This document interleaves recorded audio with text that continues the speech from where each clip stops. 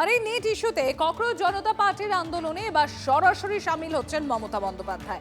UEM Jaipur is a perfect target for prospective students aspiring for good jobs, good education with future-ready skills. সোমবার দিল্লিতে যন্তর মন্তরে সিজেপির আন্দোলনে যোগ দেবেন মমতা বন্দ্যোপাধ্যায়।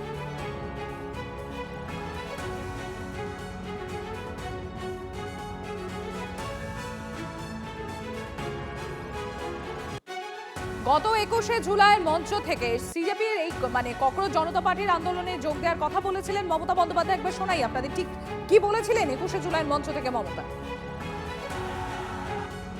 বিজেপি লুটেরা লুটেরা বিজেপি থেকে দেশ বাঁচান, দরকার হলে ককরোচের প্রোগ্রামে আমি নিজেও যাব, কারণ আমাদের সমর্থন প্রথম থেকেই ছিল, আছে এবং থাকবে।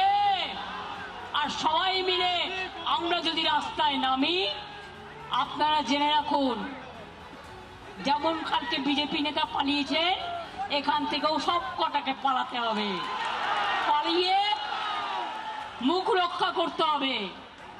অনেক বড় বড় ভাষণ চলছে বিজেপি রেশন, আর আপনাদের মুখোশ খোলাটাই আমাদের মিশন।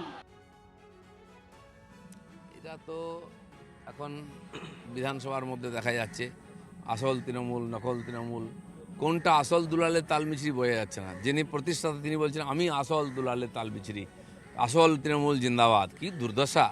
আসল আরে তৃণমূলটাই আসল ছিল না, চারদিক থেকে নিয়ে এসে, আর কাহিঁকে ইট কাহিঁকে রোড়া ভানুমতি নেকুনবা জোড়া, সেই হিন্দিতে যে কথা আছে সেটাই ছিল।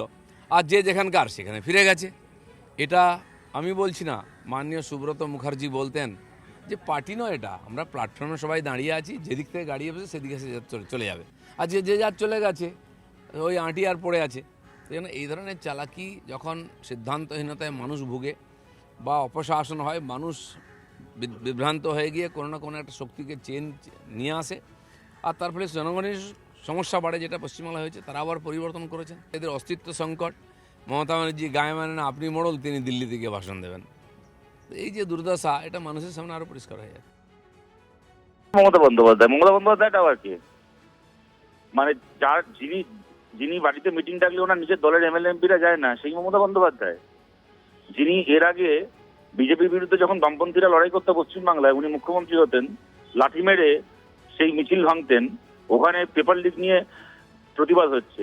এই মমতা বন্দ্যোপাধ্যায়ের আমলে পশ্চিমবাংলায় প্রত্যেক বছর মাধ্যমিক উচ্চ মাধ্যমিকের পরীক্ষার পেপার লিক হয়েছে, প্রত্যেক বছর সরকারি চাকরি বিক্রি হয়েছে।